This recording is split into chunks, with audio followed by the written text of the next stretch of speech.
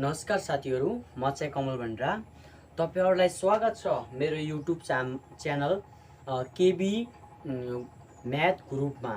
Chapter 1 को एकाइ 1 को युनिट 1 पाठ 1 को एकाइ 1 मा एंगल कोण र रेखा सम्बन्धी केही प्रश्नहरु लिएर आएको छु।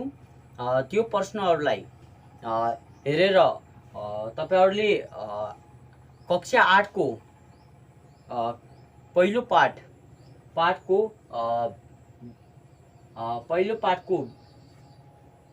पाठको ज्यामितिका केही प्रब्लमहरु वा समस्याहरु समाधान गर्न सक्नुहुनेछ। हेरौं, तपाईहरुलाई सुरुमा पढ्नुपर्ने हुन्छ 1 नम्बरमा आसन्न कोण,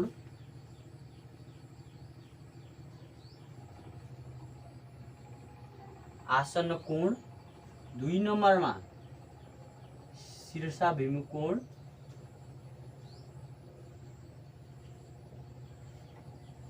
शीर्षाभिमुख कोण र 3 नम्बरमा छ एकान्तर कोण।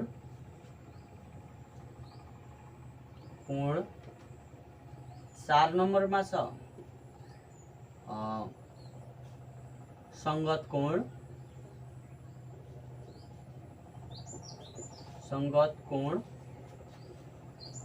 र 5 नम्बरमा छ कर्मागत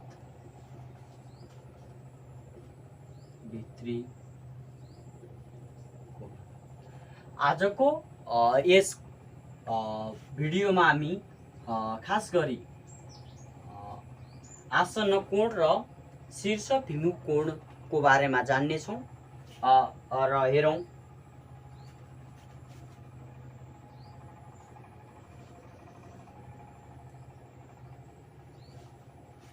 एक नम्बरमा छ आसन्न कोण।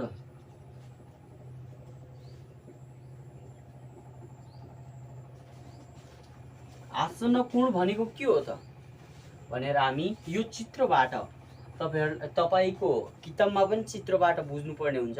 खास गरी जसले चित्रबाट बुझ्यो नि उसका लागि एकदम सजिलो हुने गर्दछ। त्यसैले चित्रबाट हेरौं।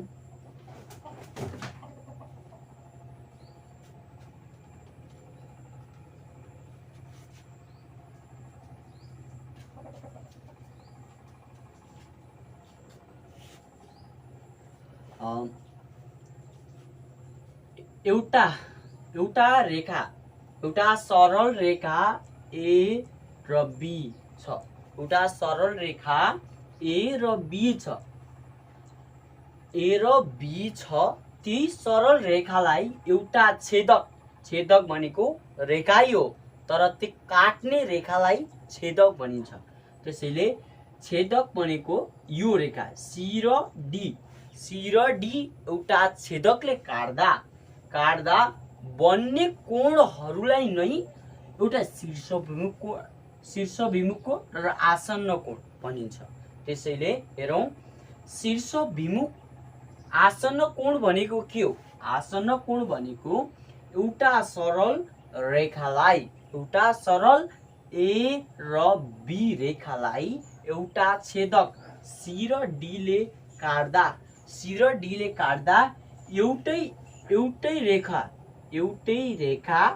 एउटै रेखामा बन्ने कोणहरूलाई, एउटै रेखामा बन्ने दुईवटा कोणहरूलाई नै आसन्न कोण भनिन्छ। जस्तै हेरौं, सी र ओ वा ओ र सी रेखामा यो कोण बनेका छन्। तपाई बुझ्नुहुन्छ? ए र ओ रेखामा यो र यो बनेको छ, एउटा यो र यो बनेको छ। त्यसैले ए ओ सी रेखाका दुईवटा आसन्न कोणहरू हुने गर्दछन्। जस्तै हेरौँ, यसको परिभाषा लेखौँ। सुरुमा यसको परिभाषा एओसी एंगल एओसी लेखौँ। एउटा सरल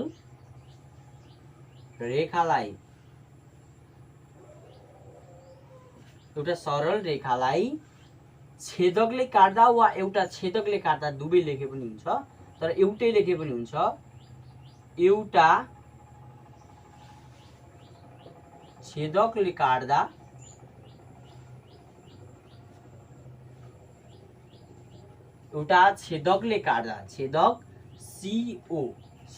छेदक सीओ वा सीडी, एउटा छेदक भनेको पुरा लाइनले गनिन्छ। सीडी ले काट्दा एउटै रेखा मुनि एउटै एंगल वा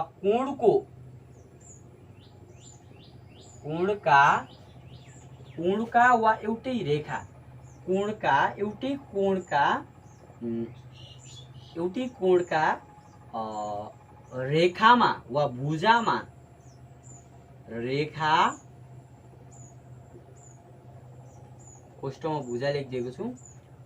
भुजा एउटै रेखा वा भुजा, जस्तै ए र ओ एउटा रेखा वा भुजा हो, त्यस्तै सी र ओ एउटा रेखा वा भुजा हो।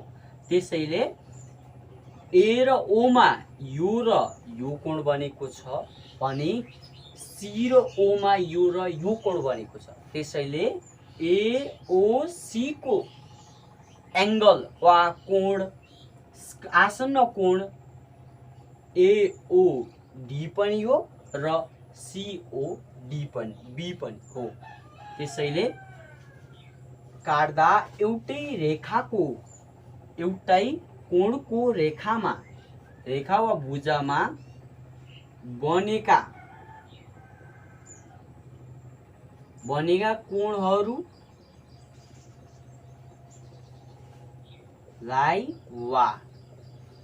वा एउटा रेखामा बनेका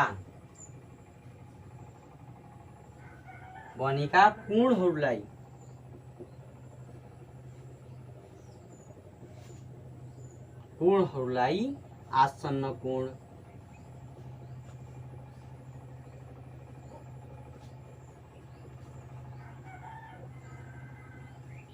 भनिन्छ। जस्तै एओसी का कोण एओसी का आसन्न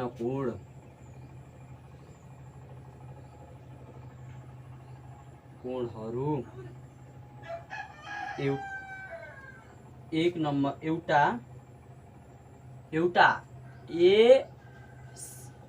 सीओबी वा बीओसी र कोण एओडी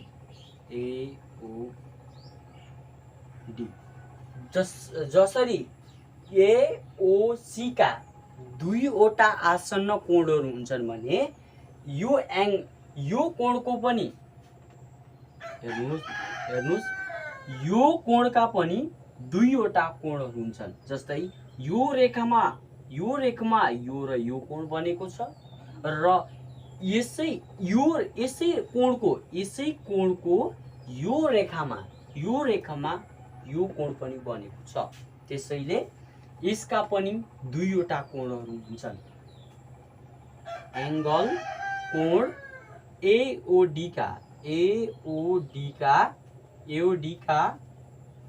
कोणहरू एंगल कोण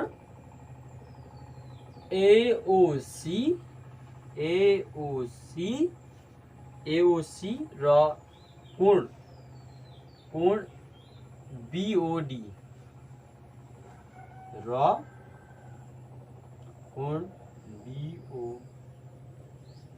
हुन्छ।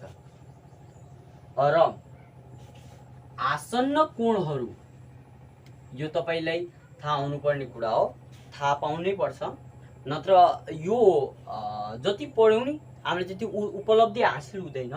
त्यसैले हामीले सुरुमा यो कोणहरू जानिसकेपछि यो कोणहरू कति डिग्री वा कस्तो हुन्छन्, वा बराबर हुन्छन् कि 180 डिग्री हुन्छन् कि भन्ने थाहा पाउनु पर्ने हुन्छ। त्यसैले आसन्न कोणहरू जहिले पनि 180 डिग्रीका हुन्छन्। 180 डिग्रीका हुन्छन्। म यहाँ लेखिदिन्छु, आसन्न कोणको योगफल जहिले पनि 180 डिग्री हुन्छ। 180 डिग्री हुन्छ। यो त भयो, यो भयो आसन्न कोण। अब यसै गरी हामी शीर्षभिमुख कोण पढ्न गइरहेका छौँ।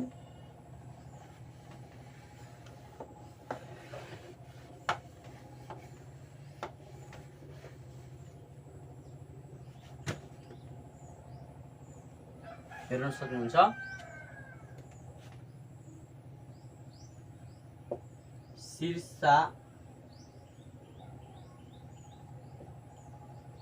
शीर्षभिमुख कोण। शीर्षभिमुख कोण भनेको के हो, शीर्षभिमुख कोण कस्ता हुन्छन् र शीर्षभिमुख कोणहरू कस्ता हुन्छन्, कस्तो सम्बन्ध हुन्छ भनेर हामी यहाँ जान्नेछौँ। र पहिले सुरु हामी उसको परिभाषा लेख्नेछौँ। शीर्षभिमुख कोण भनेको के हो? शीर्षभिमुख कोण भनेको एउटा सरल रेखा AOलाई AOB भन्न मिल्यो, तर A र B मात्र लिनेछौँ हामी। A र B सरल रेखा A र B लाई एउटा छेदक CD ले काट्दा बन्ने एउटा कोणहरूको बन्ने 1 2 3 4 चारवटा कोणहरू बन्दछन्। ती कोणमा एउटा कोणको अर्को विपरीत कोणलाई नै शीर्षभिमुख कोण भनिन्छ। हेर्न सक्नुहुन्छ, परिभाषा लेखौँ। एउटा सरल रेखालाई एउटा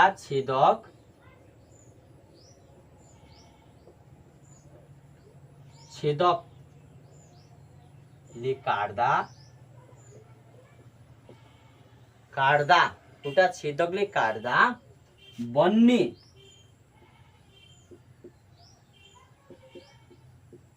कोणहरूको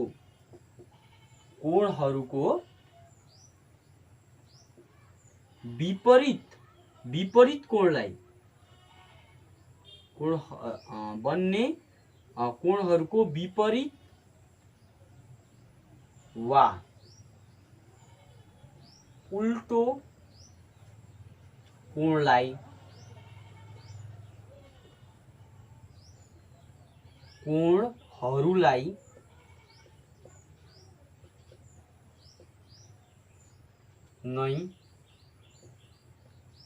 नै शीर्षभिमुख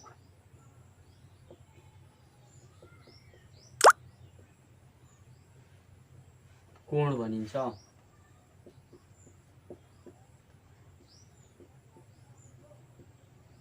शीर्षभिमुख कोण भनिन्छ।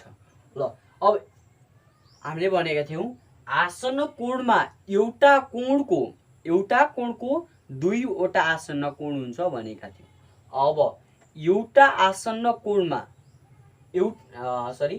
एउटा शीर्षभिमुख कोणमा एउटा मात्र शीर्षभिमुख कोण हुन्छ। एउटा कोणको एउटा मात्र शीर्षभिमुख कोण हुन्छ।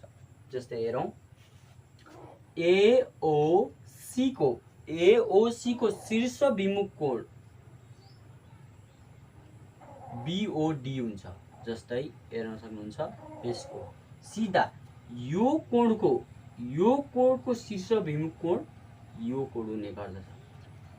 यो कोणको शीर्ष विमुख कोण यो कोण हुने गर्छ भनेपछि यो कोणको शीर्ष विमुख कोण पनि यो कोण हुने गर्दछ। त्यसै गरी एओडी को शीर्ष विमुख कोण बीओसी हुन जान्छ। यो देख्न सक्नुहुन्छ। त्यसरी हामी लेख्ने छौं एओडी को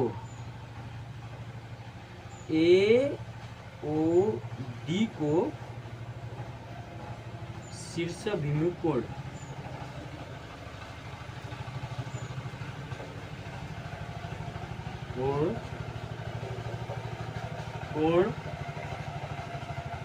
बीओसी हुन्छ।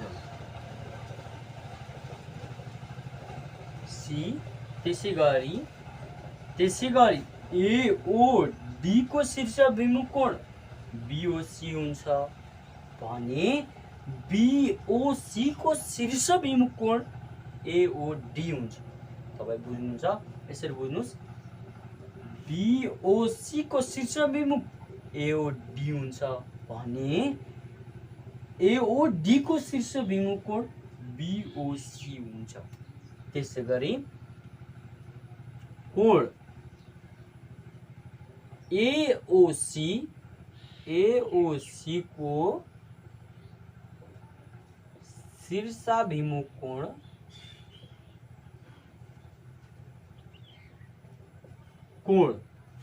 शीर्ष एओसी यो कोणको शीर्षाभिमुख कोण बीओडी हुन्छ। यसलाई यसमै लेखिदिन्छु म। शीर्ष भिमुख कोण जहिले पनि एक आपसमा बराबर हुन्छन्। जस्तै यो र यो कोण दुवै एक आपसमा बराबर हुन्छन्। त्यस्तै लेखौं शीर्षाभिमुख कोण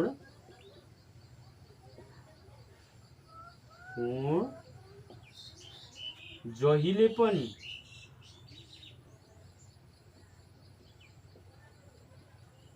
एक